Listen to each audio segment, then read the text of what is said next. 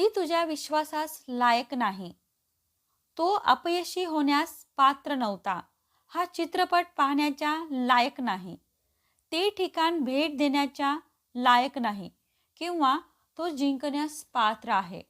Guys, ही जी sentence आहेत या सेंटेन्समध्ये कोणीतरी एखाद्या गोष्टीच्या लायक आहे किंवा लायक नाही, किंवा एखादं ठिकाण एखाद्या गोष्टीच्या लायक आहे किंवा लायक नाही, अशा प्रकारची सेंटेन्स आपण बघत आहोत. गाईज, ही सेंटेन्स आपण ज्यावेळेस डेली यूजमध्ये बोलतो त्यावेळेस आपण कन्फ्यूज होतो की लायक आहे किंवा लायक नाही, किंवा पात्र आहे किंवा पात्र नाही, यासाठी इंग्लिशमध्ये काय यूज करायचं. गाईज, अशाच प्रकारची सेंटेन्स आजच्या व्हिडिओमध्ये आपण स्टेप बाय स्टेप बघणार आहोत, खूप सोप्या पद्धतीने. लेट स्टार्ट आवर टुडेज लेसन. गाईज, पहिल्यांदा बघा, अशा प्रकारची सेंटेन्स बनवण्यासाठी तुम्हाला दोन वर्डचा यूज करायचा आहे. पहिला आहे डिझर्व आणि दुसरा आहे वर्थ. या दोन्हीचा यूज करायचा आहे. या दोन्हीचा मीनिंग आहे एखाद्या गोष्टीस पात्र असणे किंवा योग्य असणे किंवा लायक असणे. क्लिअर? आता इथे बघा, एक पहिलं स्ट्रक्चर बघा. स्ट्रक्चर आहे सब्जेक्ट प्लस डू किंवा डज किंवा did plus not plus deserve plus object plus object किंवा वर्ब येईल. आता हे जे स्ट्रक्चर आहे हे स्ट्रक्चर तुम्हाला लिव्हिंग थिंग्ससाठी यूज करायचं आहे. लिव्हिंग थिंग्स म्हणजे काय? जिवंत असणाऱ्या गोष्टीसाठी. आता जिवंत कोण असतं हे तुम्हाला माहीत आहे. इथे बघा, डू आणि डज सिम्पली तुम्हाला प्रेझेंट टेन्समध्ये यूज करायचा आहे आणि पास्टच्या सेंटेन्समध्ये तुम्हाला डीडचा यूज करायचा आहे. आता डू कधी यूज करायचं? जर तुमचा सब्जेक्ट आय यू वी दे असेल तर तुम्हाला डूचा यूज करायचा आहे, आणि जर तुमचा सब्जेक्ट ही सी इट किंवा नेम असेल तर तिथे तुम्हाला डजचा यूज करायचा आहे, आणि डीडचा यूज तुम्ही सगळ्या सब्जेक्टसोबत करू शकता. क्लिअर झालं इथंपर्यंत? आता याचे आपण एक्झाम्पल्स बघूया. तो या आदरास पात्र नाही किंवा तो या आदराच्या लायकीचा नाही. दोन्हीपैकी कोणतंही सेंटेन्स असू शकतं. सेंटेन्स पहिल्यांदा बघा, तुम्हाला कोणत्या प्रेझेंटचा आहे की पास्टचा आहे. इथे नाही आलेला आहे म्हणजे एकंदरीत हे जे सेंटेन्स आहे हे प्रेझेंटचे सेंटेन्स आहे. प्रेझेंटचे सेंटेन्स आहे त्यामुळे तुम्हाला अकॉर्डिंग टू सब्जेक्ट इथे हेल्पिंग वर्ब घ्यायचा आहे. हेल्पिंग वर्ब म्हणजे काय? डू किंवा डज घ्यायचा आहे. आपला सब्जेक्ट इथे ही आहे म्हणून इथे आपल्याला डजचा यूज करावा लागेल. क्लिअर झालं इथंपर्यंत? सेंटेन्स बनवा. He does not deserve this respect. He does not deserve this respect. Clear? Next, ते या बक्षिसाच्या लायक नाहीत. सिम्पली प्रेझेंटचे सेंटेन्स आहे, डू किंवा डजचा यूज करायचा आहे. आपला सब्जेक्ट दे आहे म्हणून इथे तुम्हाला डूचा यूज करायचा आहे. They do not deserve this reward. They do not deserve this reward. तो इतक्या कठोर शिक्षेच्या लायक नव्हता. आता इथे बघा, लायक नव्हता म्हणजे पास्टबद्दल बोललं जात आहे, म्हणजे हे सेंटेन्स पास्टचं आहे म्हणून इथे तुम्हाला डीडचा यूज करायचा आहे. सेंटेन्स बनवा. He does not deserve such a harsh punishment. He does not deserve such a harsh punishment. Clear?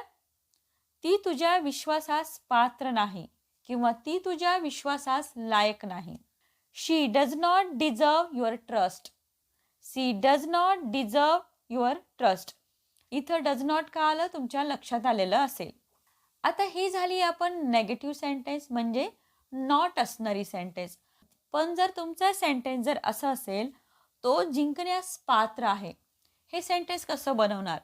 तुमच्या लक्षात आलेलं असेल, हे सेंटेन्स एखाद्या गोष्टीस पात्र आहे म्हणजे पॉझिटिव्ह सेंटेन्स आहे.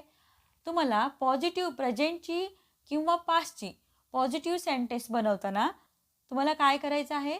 सब्जेक्ट प्लस डिझर्व किंवा डिझर्व्स किंवा डिझर्वड प्लस टू, आणि टूच्या नंतर एखादा वर्ब असेल किंवा एखादं नाऊन असेल ते तुम्हाला घ्यायचं आहे.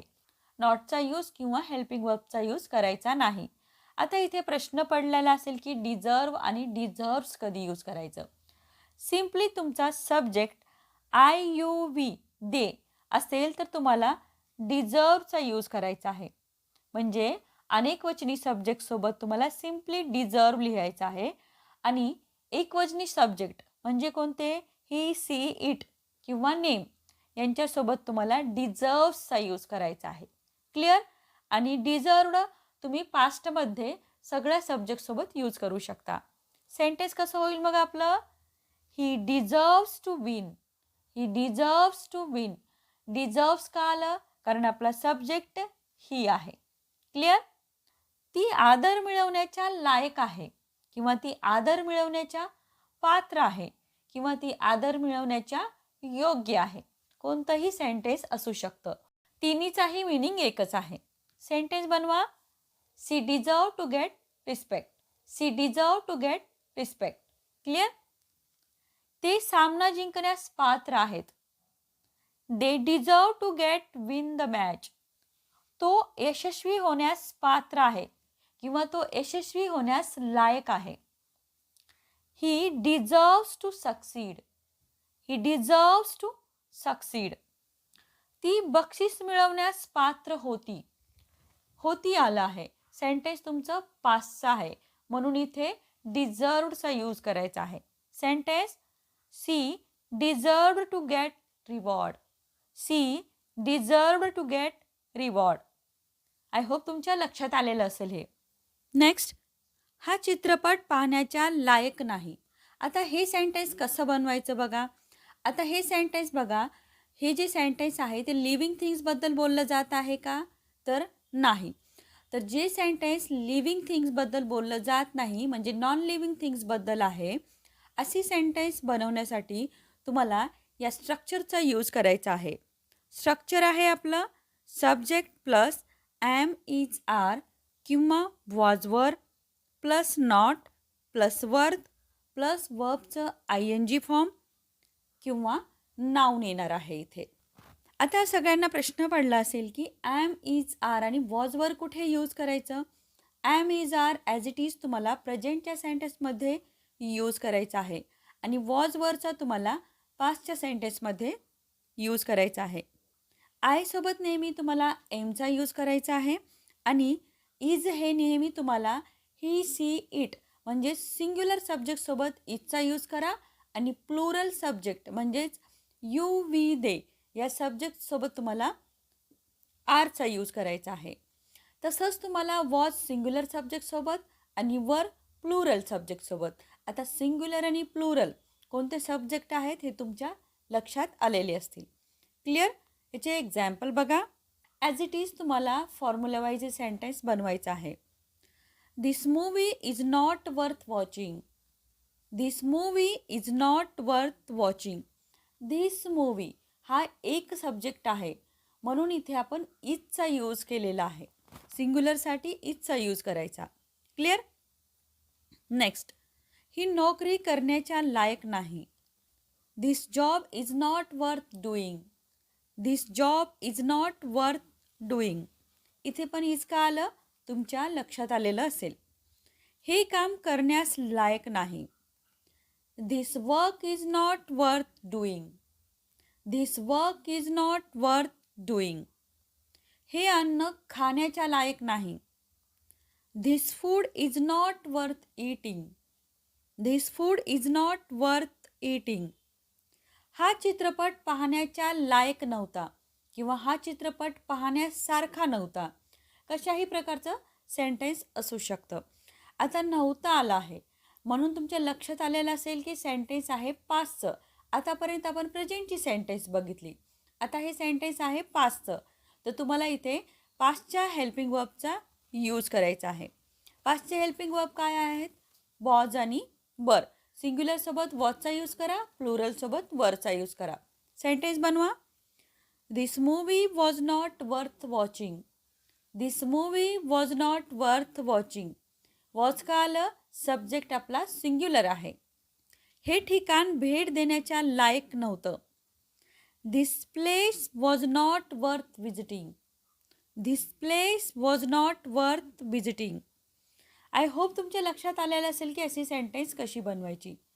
पण जर बघा यामध्ये जर सेंटेन्स असं असेल, हे ठिकाण भेट देण्यासारखं आहे किंवा हे ठिकाण भेट देण्याच्या लायक आहे किंवा पात्र आहे. आता हे सेंटेन्स कसं बनवायचं? आतापर्यंत आपण नेगेटिव्ह सेंटेन्स बनवली, म्हणजेच ज्या सेंटेन्समध्ये नॉट होतं ते सेंटेन्स बनवली. पण ज्या आता हे सेंटेन्समध्ये नॉट नाही आहे, नाही हा शब्द आलेला नाही, पाहण्यासारखं आहे असं म्हटलं आहे. तर हे झालं पॉझिटिव्ह सेंटेन्स. हे सेंटेन्स बनवताना तुम्हाला सिम्पली आपलं स्ट्रक्चर तेच राहणार आहे, फक्त इथे तुम्हाला नॉट लिहायचं नाही, बाकीचं सगळं स्ट्रक्चर ॲज इट इज राहणार आहे. क्लिअर?